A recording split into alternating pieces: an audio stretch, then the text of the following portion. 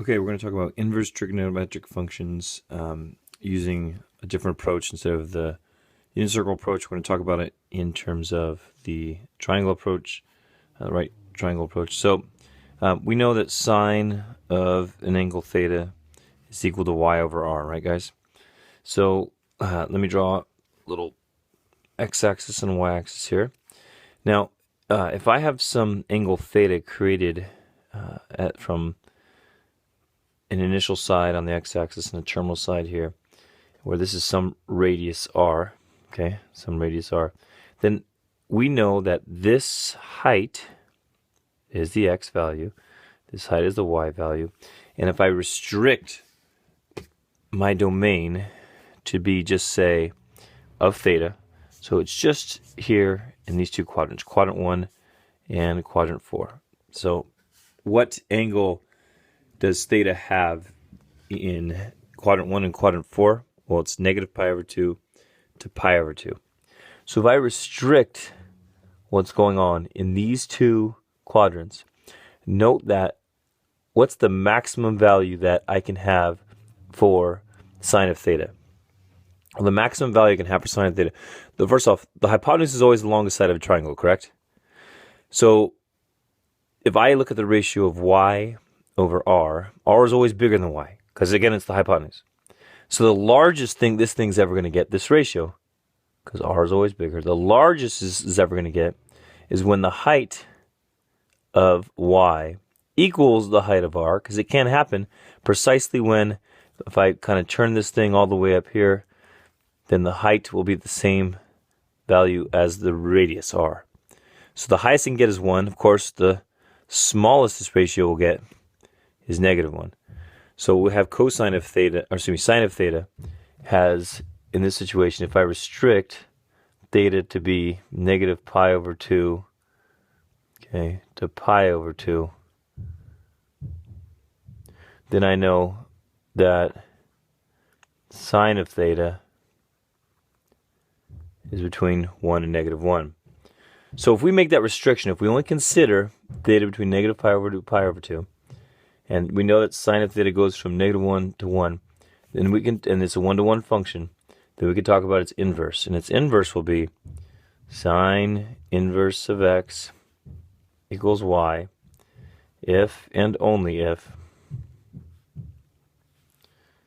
sine of y equals x. So the domain of this thing, will be negative 1 to 1. And the range of this thing will be negative pi over 2 to pi over 2. Again, this is the inverse function. So we flop the domains and ranges, yes? Good. Now I can do a similar thing with cosine of theta. So if I could say cosine of theta is the ratio of x over r, and I restrict theta from 0 this time to pi. So I'll have something like this. Okay, and I have some r value, and I just restrict from 0 to pi. Again, that makes an angle that of theta right here. If I restrict that, and this is some value x, if I restrict it just like that, then we'll have cosine inverse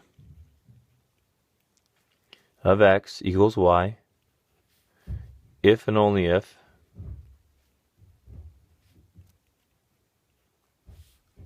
cosine of y equals x, and the domain of this thing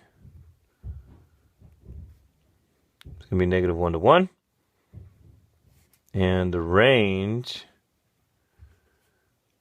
is going to be 0 to pi. Okay.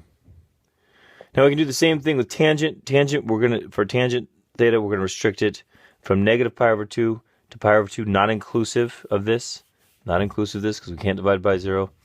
And we'll get the other inverse trig function, tan inverse of x equals y, if and only if tan y equals x. Now this guy's domain is from negative infinity to infinity. That is, it's the reals. And its range is negative pi over 2 to pi over 2. Okay? Sound good? All right, let's take a look at a couple examples. So suppose we've got a triangle here. Length of one of the legs is 10. The hypotenuse is 50. And we're trying to find the angle theta. Well, of course, what do we know? We know sine of theta, which is equal to opposite over hypotenuse. What's the opposite angle? Or excuse me, the opposite side? 10. Was the hypotenuse 50? So if I reduce that, I get sine of theta equals 1/5. That doesn't tell me what theta is. That tells me what sine of theta is. But sine inverse of 1/5 equals theta. So if I plug that into degree mode, you can calculate this. Make sure you have 1/5 as a degrees. In degree mode in your calculator, you can calculate what sine of inverse of 1/5 is. And there you go. Okay. Similarly over here, suppose I have this situation. Now, would I use sine for this? No, I won't use sine because sine will give me opposite over hypotenuse. I won't use cosine because that'll give me adjacent over hypotenuse. So what I'll use is tangent. And I'll go tangent theta equals opposite over adjacent, which equal 9/13. Therefore, tan inverse of 9/13 equals theta. Again, degree mode, I think it's like 34.7 degrees or something like that, okay? So good, make sure you guys are able to do that in your calculator, okay? Now, here's a question I have for you. Suppose I want to find all angles. Here's another example.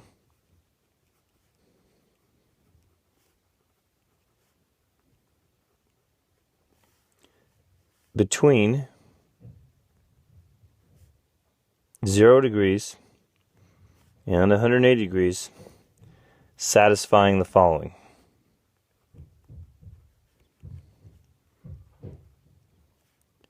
Suppose we have one that says sine of theta equals 0.4.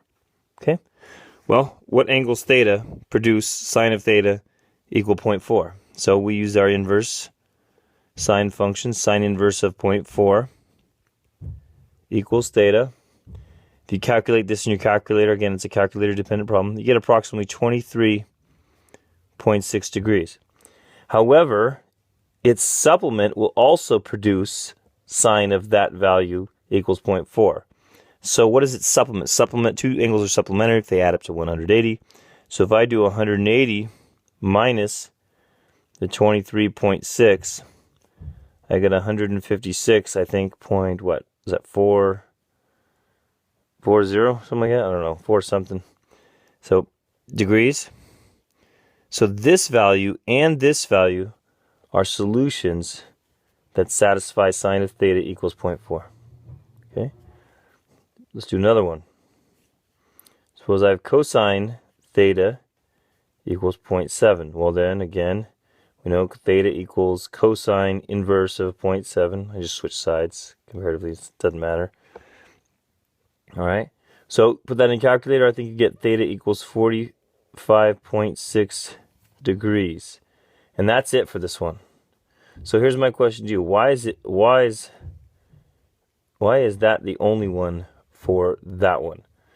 Whereas I had two values over here. Okay, that's my question to you. Okay, a couple more examples. Suppose I want to find cosine of sine inverse of 3/5. Well, first thing we know is we have cosine of something. That's an angle. So let's let theta equal sine inverse of 3/5. Okay? So we're really trying to find cosine of theta. Well, what is theta? Okay? Well, theta is an angle between negative pi over 2 and pi over 2, right? The domain of sine inverse. Theta is an angle in there whose sine is 3/5. So if we look at a triangle here, okay, we know that if we have an angle theta, here's my right angle, an angle theta. We know we have an angle between negative pi over 2 and pi over 2 whose sine is 3/5. Sine is opposite over hypotenuse. Now, if I have the opposite as 3 and the hypotenuse is 5, do I know the adjacent side? Yeah, this is the right triangle. You can use the Pythagorean theorem, or if you remember some of your special triangles, you know that this value is 4. Okay, again, you can use the Pythagorean theorem to deduce this. So, really I'm trying to find cosine of theta, okay, where theta is this value. But cosine of theta, this is the same theta. What's cosine of this theta? Adjacent over hypotenuse, okay? So 4/5 is our answer there, all right? All right, let's take a look at this one. Secant of sine inverse of 12/13. So again, that's an angle. Let theta equal sine inverse of 12/13. So we have an angle here whose sine is 12/13. Sine is opposite over hypotenuse, so 12 here, 13 here. If you use the Pythagorean theorem, a squared plus b squared equals c squared, this deduces out to 5. Now what we're looking for is secant of this thing right here, which is theta. So secant of theta, which is secant of sine inverse of 12/13. Secant of this angle theta, what is secant? Well, secant is equal, if you're not sure, you can always do this, 1 over cosine theta, right, which is the reciprocal of, secant is the reciprocal of cosine. So what's cosine of theta?